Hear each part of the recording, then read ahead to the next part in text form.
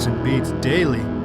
I'm your host, Tony Fry. Thank you for downloading today, and I hope you are enjoying all the episodes that you've downloaded and listened to. If you are, please swing by iTunes and give us a 5-star rating and review, and I would be happy to read those wonderful reviews on future episodes. So we have closed down our Mars pick. We're not accepting any more voicemails for that. So if you didn't get yours in, I'm sorry. You're not going to make it onto the episode. But as always, if you'd like to talk about another song, album by the Kinks or the Beatles that you love or don't love or have a personal story that's attached to it, I'd love to hear it. So give me a call at 925-494-1739, and we will include those on future episodes. That line is always open.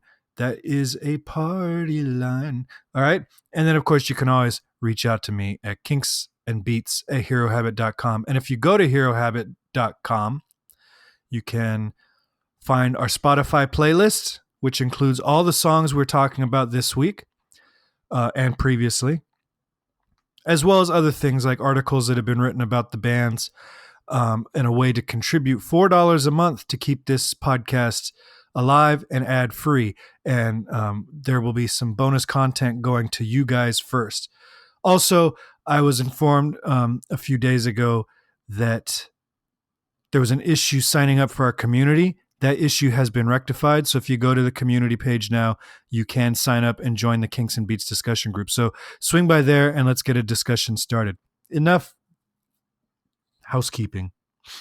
Today we're talking about Party Line, which was released October 28th, 1966 on the album Face to Face, which was a Kinks album. Formal recording sessions for this began probably April 11th, 1966 for an EP. During those sessions, they recorded songs called Mr. Reporter, Everybody Wants to Be a Personality, Sir Jasper, Fallen Idol, A Girl Who Goes to Discotheque, but they were never used. And then the song, the EP was announced. There was a press release, and it was pretty much canceled a week after that press release announcing the song hit the press. That EP was most likely going to include a song called The Reporter, A Girl Who Goes to Discotheque, Party Line, and End of the Season. Those last two songs would eventually appear on albums. Party Line on Face to Face, like I just said, and End of the Season was on something else. But instead of the EP, they released Sunny Afternoon as a single, and then this song just got added to the stack of songs that had been released for Face to Face. There is some songwriting credit confusion. Some sources list it as a Ray Davies composition, some as a Dave Davies collaboration. In Dave's book, he says that it was his song, but he got stuck on lyrics, so Ray helped him finish it. So that would add some credence to the co-writing collaboration. So for our intents and purposes, we will hear henceforth officially the official Kinks and Beats Daily stance is that this is a co-writing collaboration, which is also kind of boosted by the fact that Dave is singing lead on this, which he didn't do on a ton of songs just in general, but especially Ray's songs. If you take Dave's lead vocals and eliminate the songs that Dave actually wrote, there are very few Ray songs that he's on lead. So I mean the chances that this was a true collaboration are pretty high. Plus, why would Dave lie about that? He's got nothing to gain from one song. The song opens with a telephone ring and a gentleman answers the phone. That gentleman you hear is Grenville Collins, who was one of the band's managers, who would be immortalized by name in the song The Money Go Round on the Lola album a few years later, when he says Robert owes half to Grenville. That's the Grenville.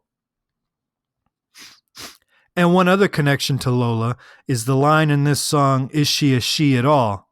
Kind of foreshadows the band's fascination with gender ambiguity in the 60s, which is, kind of ahead of its time for a rock band of that era.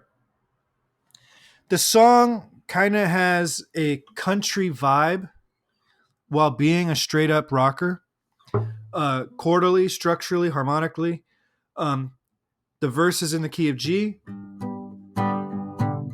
I'm on a party line, wondering all the time who's on the other end. Whoops. So it's just a G chord, and then a 5 D chord, and a 4 C chord. Very simple stuff. And then for the chorus, he switches to the key of D, which is pretty common. It's nearby the key of G. And he's just doing 1, 5, 1, 5, 1. And then he goes 5. Then this C chord is kind of cool. And then back to 1. So the C chord would be, I don't know, where's that even borrowed from? Nowhere, really. Just kind of an outside, it would be a C sharp if it was in the key, and it would be minor. So actually it would be diminished. So it's a very outside the box, but very cool transition. Party line is here when I arrive, and I'm not voting the next election. And it takes us right back to D.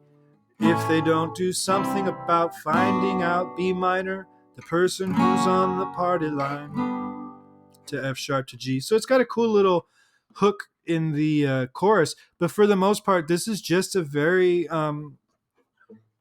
country grooving tune.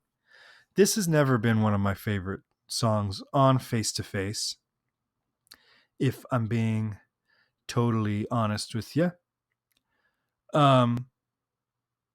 It's not a bad track. I don't know that it should have been the album opener. One reviewer said, or one author said, it was the strongest album opener of the Kinks up till 1974. That's when his book. It was a book that looked at the Kinks' music up through 1974. But I would say Victoria is one of the best album openers of any band, and so thusly a better album opener than Party Line is. And for those of you who are probably my age or younger, I'm a child of the 80s, who don't know what a party line is. I've always thought, until I researched for this episode, I always thought they were talking about like those numbers that they advertised late at night when we were kids, where you would call and talk to a person or people or whatever, and it would just randomly, link you up to these people. But it's not. It's more like when you were living in a house that only had one phone line, and you were on the phone with your friends, and your sister picked up the phone and interrupted your call. That's what a party line is, except for an entire community. Everybody was sharing the same line. So what he's saying in this song, I'm on a party line, this is not a fun thing for him. This is a frustrating thing for him. Wondering all the time who's on the other end, who keeps interrupting his calls. Because he's trying to have a private conversation and he can't get it because this person keeps jumping in on the calls. So when you hear it in that respect, the song makes a lot more sense. But this is a song that the subject matter is way outdated because party lines were kind of falling out of favor, at least in America, not long after this song was released. By the 70s, it was falling out of favor. By the 80s, it was almost obsolete, except in very rural communities, because people were using the internet. And so if you had a modem, if you were on the internet, it would clog up the entire line. Nobody could use the phone for an entire city street or neighborhood or however many houses were used on that party line. So by the 80s especially, but nowadays, I don't know that anybody would still utilize that technology. So this is a song that is very of its time, but it was just barely of its time at the time. How many times can I say time? Do you have time to count? So it's interesting. I didn't know that.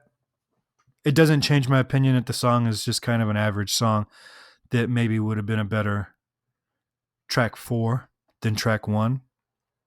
But that's it. That's Party Line.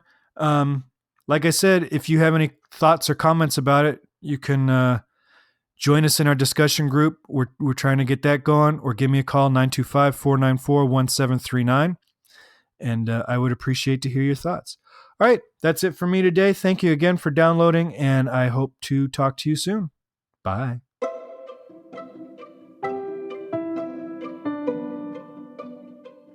This podcast is presented by the Hero Habit Podcast Network. Swing by HeroHabit.com today to comment on this episode and poke around our growing database of sports and pop culture news, reviews, and collectibles. HeroHabit.com. Collect your heroes.